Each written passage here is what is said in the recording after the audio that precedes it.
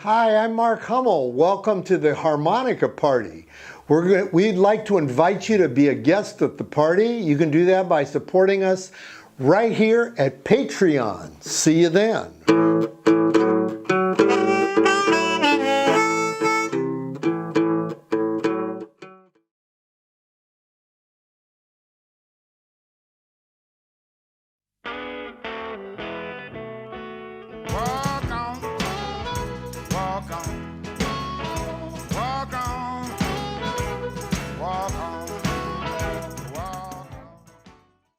Keep your hands wide open if you're needing love today. You can never lose a thing if it belongs to you.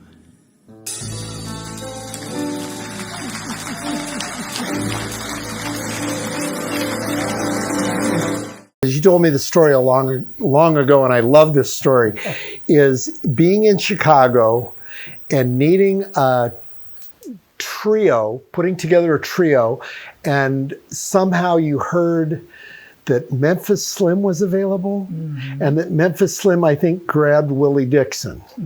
But I remember you told me this great story about going to find Memphis Slim in Chicago, and I don't think you went to his house, but The you hotel, almost... the hotel. Hotel room. But it turned out he was living separate. He had like two, like a That's girlfriend Willie. and a wife. That's Willie Dixon. Oh, was that Dixon? Dixon. Okay, so No, it no, wasn't, Dixon, because I thought it was, ooh. okay, I had it Dixon confused.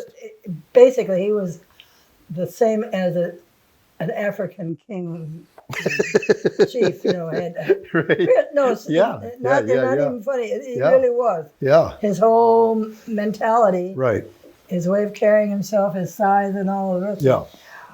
He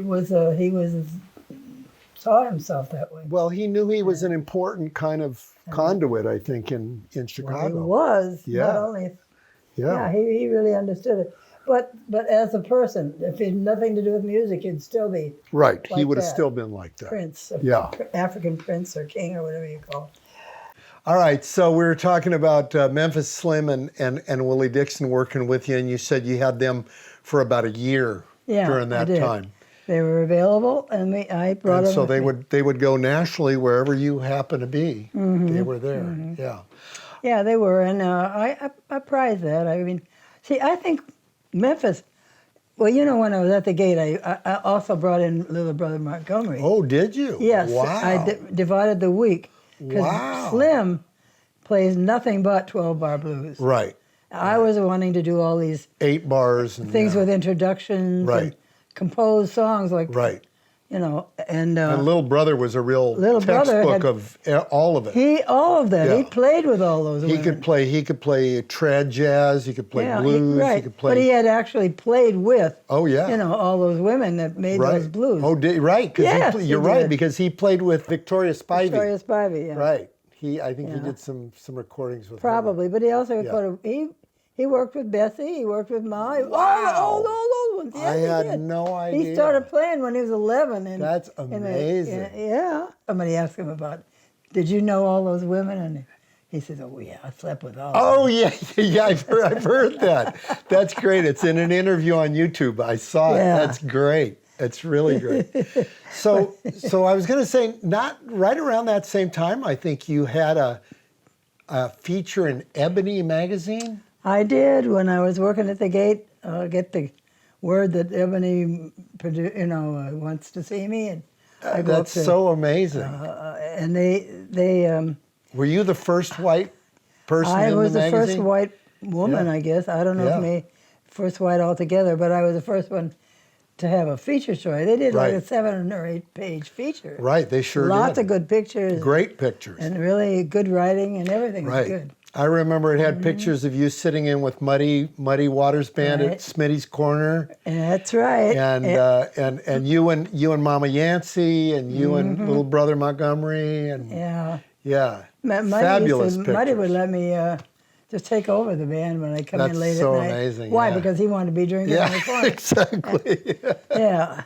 Exactly. And he'd just say, go on, Yeah, go ahead, yeah. you do it. So that's how I got to know Span. Right. And you became good friends with him, I guess. Well, I was in and out of town. I mean, I never Yeah. had time to develop any real, Right. personal friendships.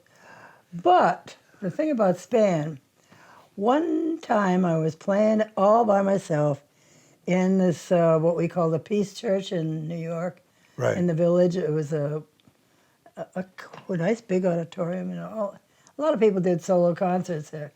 And I didn't have any, I was not living in town then or something. I didn't have the wherewithal to get a group together. Right. So I was just playing my rudimentary guitar and singing. And in the middle of this program, and I'm singing the blues, all of a sudden the piano starts going.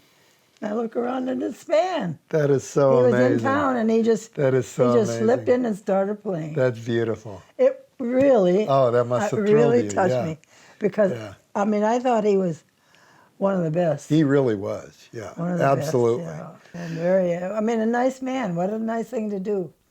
Just take Really. a Yeah. a vote of confidence on both parts. Right. In other words, he had to be confident that it would be okay, That it was okay with you. and Yeah. he knew that I would be. Anyway, Right.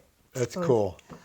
Mark, I had this dream for a long time about having a kind of a locus, a place, a club, if it has to be, a coffee house or whatever it is, to bring some of these old timers who were not gigging anymore, but still had a little fire left, on Broadway in San Francisco, Right. Near on North the main Beach. tourist Yeah. street, Right. across the street from the jazz workshop, Right. ideally situated. Right.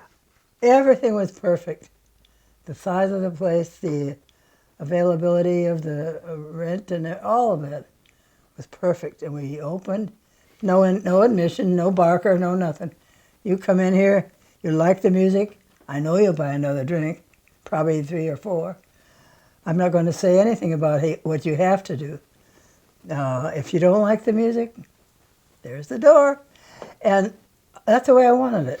But the thing I wanted to stress was the amount of talent that you brought in there. Whoa. Because you had, did The you? opening thing was Jimmy Rushing. Jimmy Rushing opened. Okay. Why? Because he was in Yeah. town at the Monterey, Right. Jazz Festival. I think that one, or some. He With was in Basie town. or whatever. He was in the Yeah. area.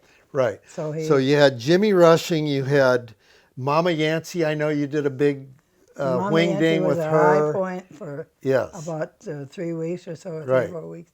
Yeah, we had Tampa Red. Tampa Red, which blows me away. I think there was even an album recorded of Tampa there. Lonnie Johnson Lonnie was there. Johnson. Brownie and Sonny, Big Mama, Jesse Fuller, Mose Allison. Well, that was the Bête Noire because he was so popular. He had never played the West Coast. Wow. It was his first gig Yeah. on the West Coast. And the people were lined up on both ends of the block. Yeah. Wow. Two line. So we should probably wrap this up because I know at your age, you need a little break every once in a while. yeah. And I just want one thing I want to say is just reminding people of some of the other greats you've worked with, Earl Father Hines, Benny Carter, Billy Strange is a favorite guitar player of mine. Yeah. He was awesome.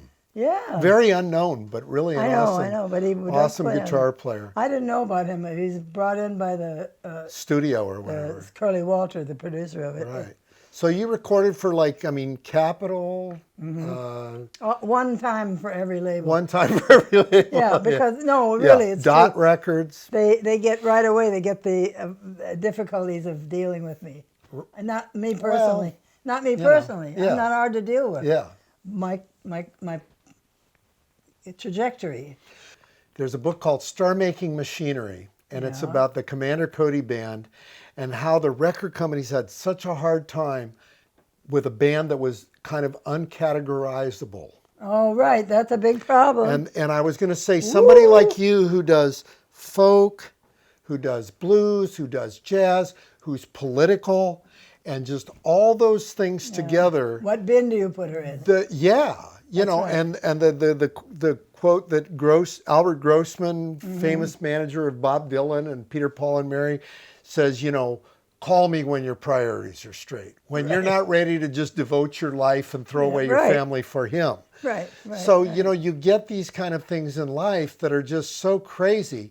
But what I want to mention before we go, one, I want to talk about your book and your film coming out in a year, and what a big deal that is for everyone. Ooh. And then also just, how somebody like you has been a real mentor to people like Bonnie Raitt, Joan Baez. These guys were not impressed by anybody. You're right. I mean, I think people like Lightnin' Hopkins and Brownie, those guys, they really saw what you do, and I think Lightnin' had a big crush on you. Oh, I do too. Yeah, wonderful guy. Last words about him. Yes. There's so many people who have the wrong impression about Lightning. Right. They think he's this. He came across, if you didn't know him, you thought he was kind of mean. They thought he was this drug addict guy. Thought he was kind of mean. They thought he was all into drugs and mayhem. Right. But you couldn't have known a sweeter guy. That's what everyone said. You have been a real inspiration to so many people, and you've always been in my top echelons of music in terms of somebody that I'm very proud to have known you all this time. I am proud to have known you too. And you've always been just a joy to be around and talk to, and your stories are just, you have so many stories that we can't even get into them all today, but yeah. But thank you so much for being a part of this book. Well, thank you, and thank you to all those folks watching it. Well, I'm going back, baby, now, way behind the sun. Well, I'm going back, baby, now, way behind the sun.